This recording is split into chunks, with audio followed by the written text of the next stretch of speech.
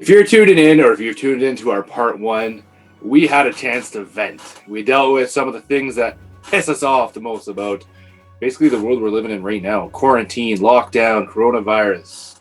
So, what we've done, we've compiled our top 5 worst moments, greatest feelings of hate, and things that piss us off the most. So, I hope you enjoy our top 5. I bet you can relate. All right, well, let's go in with just our number 5. Whoa. This one, What about people like us, man? They're just gonna not like, share, subscribe our page? Are you not doing your job? look, I'm a little discombobulated. Jesus. If you missed it, please, yes, take a moment to follow or subscribe to our podcast. Don't forget to check out our YouTube, our Instagram, and Facebook pages. You can find all the links to those on our podcast landing page. All right, now that that's done. Wait. If you guys can't tell, I'm obviously like the very dominant alpha male, and Matt's like, just takes it. He just takes it, man. And I feel bad. I've been your sub for going on 2 decades. We'll save that whole story for another episode. That's a whole other episode.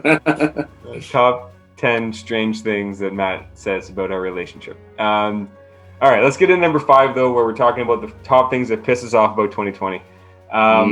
And we're going to start off with, and this has been all over the news lately, the elites, the influencers, the privileged, the rich people, the politicians that just do whatever they want while all the rest of us are slogging in the mud, following the rules and doing what we're told. There's nothing more demoralizing and more just frustrating than, locking down with your family and telling your family you can't see them over Christmas, and then seeing some politician who created a fake picture to pretend that he was in his home alone while he was traveling overseas with his family. While he's drinking beer on a fully paid vacation and eating as much food as he wants. And probably playing beach volleyball with some gorgeous ladies. I'm just stuck at home eating food that I have to make. It's terrible. No, but not only is it like it's dumb of these people because of course they're so high profile. Someone's going to catch them. People are looking for this. And what are they thinking? Do they think they're not going to get caught? I don't know. What? Can I just turn this right to the NBA players? Number one, you're getting paid upwards of $20 to $40 million to play a goddamn sport while we're here suffering. Shut your mouth. Do your job. So if you have a problem with playing a sport and not being able to go out, get away. And then all these guys who are getting caught on camera partying without masks. And then they're whining about it that they have such a crappy life that they can't go out. I'm like, oh, I'm sorry, I'm making $50 million. How do these guys get off, man? What the hell? No, and if you tuned in the first part, we talked about Bruce Willis, and the only reason he's remorseful is because he got caught, and his publicist said, "Oh, you should probably apologize and say that it was a misjudgment." And you should send emergency alerts to people's phones, to tell them to stay home, and expect the rest of us are going to do it, and then just because you're rich and you can afford a private jet doesn't make you exempt from the rules, right? 2 things. Number one, when those emergency alerts go off in class, it sets the class off, man. They're hyper as hell. It's gross. Number 2, I hate Bruce Willis. Can I just say that? And I put that on air. I don't like Bruce Willis. I don't like him as an actor. I heard such terrible things about how he treats people, and now he does this. That's the icing on the cake, Bruce. Goodbye. You're out of here, Bruce. All right. You are the weakest. What's number 4? Suffering through other people's baloney, suffering through the Karens of the world, suffer through social media and people who think they have a voice and who deserve to have an opinion on everything and tell people how to live their lives, man, without thinking about others and without being considerate. And I'm living through it, man. So my grandpa has Alzheimer's right now, and the way it works is only one family member could see him for 2 weeks. So that means so it's going to be my mom and her brother who are going to see. So my mom has to get tested, and she's the only person who could see an 80-year-old man for 2 weeks who has Alzheimer's. And then my uncle gets tested, and then he can see him for 2 weeks. So we can't even go visit, and yet people are going to the Bahamas or people are going into stores without masks and not thinking about other people. Like, there's no consideration. No. How? No, and like they just act like they're entitled, right? And these people on social media who are posting misinformation and conspiracy theories about vaccines and about governments, and they're just trying to control you, which is why they let this vaccine in the world, and that people share this without reading it and think that it's true. You got kids reading this stuff. It's poisoning our society in a time when, like, we should be sharing real information, how to help people, but instead you're dealing with all these yahoos. And of course, 2020 was a crazy year. There was a lot of things that happened. It wasn't just coronavirus. There were all the social issues around the world. There, so many different things happened. The Trump stuff, and all of these idiots just rose to the top. It got to the point where I just put my phone away and I was like, I can't. I feel dumber every time I turn my phone on. Yeah. How do these people actually exist in the world? It's ridiculous. No logic, no common sense, no rationale, nothing. But it's like you said, and then they just have a voice somehow. Nobody's like brave enough to shut them down and be like, okay, calm down, do your part in the world, and get over yourself. I don't get it. Yeah, I don't get it. Number 3 for us here is giving up our lives, everyone giving up their lives, right? The things that they love to do. It's pissed me off that I haven't been able to go to a concert, to see live music, to socialize with my friends. Like, nothing beats going to the pub when there's a band. You can just sit there and have a good time with your friends. I could get someone to come watch the kids. They're of that age finally when I can get, we moved into this house. Our neighbor's got a 17-year-old daughter who's asked if she could babysit. We're like, yes, we can go and we can have a social life again. Mm-hmm. Nope. I know. I'm in the same boat because like I started like doing really well in men's league basketball, and I felt like my confidence was sky high. I found a really amazing group of friends that after basketball games we'd hit the pub and just like actually enjoy each other's company. Like, we have little chats about basketball and like, hey, let's get together for some barbecues. And I'm like, yeah, they all have kids my kids' age. And I was like, boom, kibosh, done. Yeah. Sports, done. Gym, done. Socialization, done. Loving my job and everything about it, done. It's like to suck the life. It's like a vampire sucking the life out of everybody. The minute I had my kid, I was like, you know what? I'm going to put him in hockey. I can't wait to get him in hockey.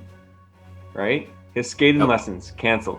His first hockey season it wasn't canceled, but he couldn't do it because he didn't know how to skate yet because all the rinks had been closed for the last 6 months. Everything. His swimming lessons canceled. My daughter's swimming lessons canceled. That ties up right into our number 4, kids suffering. Yeah, man. So they're missing out on early development. Like, really, if you think about it, our kids are 4 years old, and kids who are like, I'm not saying where kids are going to make NBA, NHL, whatever, but I mean, they're starting off like 2, 3, 4 years old, how to skate, how to handle the puck, how to handle the stick, how to handle themselves on the ice. And this is going to be year number 2 where they're missing out on that. My kids did gymnastics. They loved it. Gone.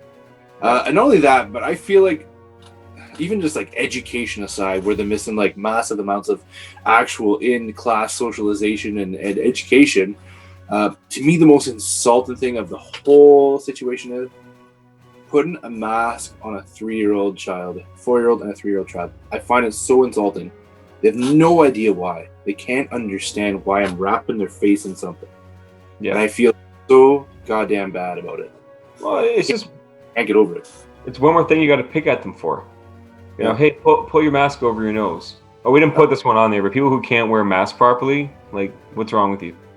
But yeah, like my 4-year-old knows to cover his nose with his mask, and I pick at him every time we go to the store. Put your mask up. Put your mask up. Put your mask up. Daddy, I don't want it. I know. Put your mask up. My son wears glasses. Yep. Comes home and his glasses are scratched. Why are your glasses scratched? Well, I put them down in the playground because they were fogging up because of my mask. Like.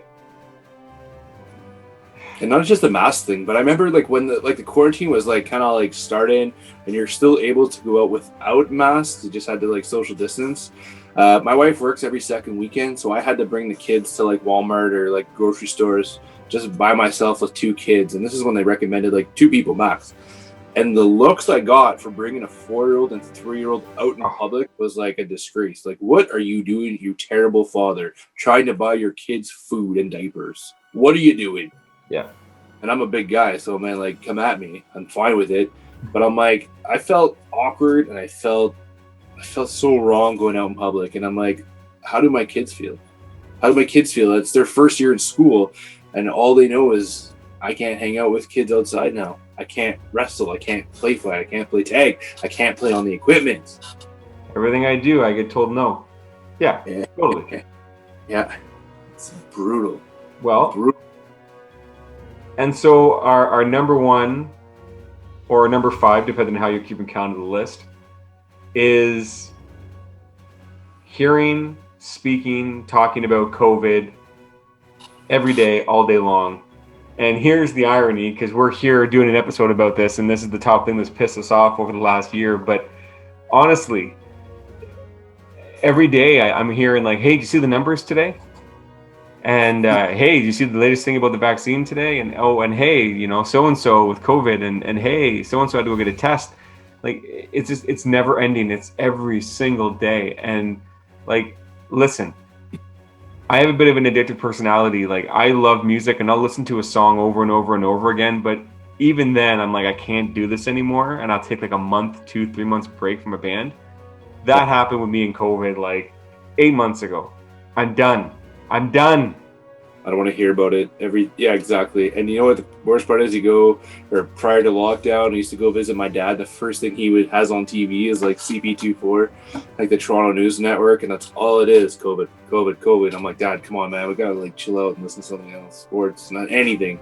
But it's like the same thing. It's not just about the vaccination, about the people dying. It's now, how does it affect sports? How does it affect education? How does it affect mental health? How does it affect our world? How does it affect sales and economy? I'm like, is there anything that COVID has not affected? Is there anything that we can talk about that is not related to this goddamn virus? Well, let's talk about sports. Oh, no, wait. 27 COVID cases in training camp in the NHL this year so far. Awesome. And like, how do you have a bubble, an NHL bubble where the Canadian teams only play the Canadian teams and the Americans have like 2 bubbles and they don't even like, what? Just cancel the season. Come on. Yeah. God, I can't even watch an NBA game. There's like no fans in the crowd. It feels like they're just like playing an exhibition game. I'm like, who takes this seriously? Like, I'm all for like just watching sports all the time, but I'm like, I don't feel like this is real sports. And you can tell the players are just like, it's not the same without the fans, and it's not. You ever watch a Raptors game? My God, I just like watching and hearing the crowd. And like, when you actually go see a game, NHL, NBA, it's the crowd, man. I don't even care about what's actually happening on the court. Yeah. It's the experience, and it's gone. But yeah, I'm tired of it. No more COVID talk. No more COVID.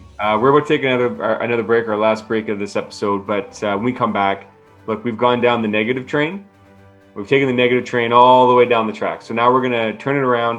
We're going to look ahead to 2021 and talk about, what can we control and what we're looking forward to. So stay tuned.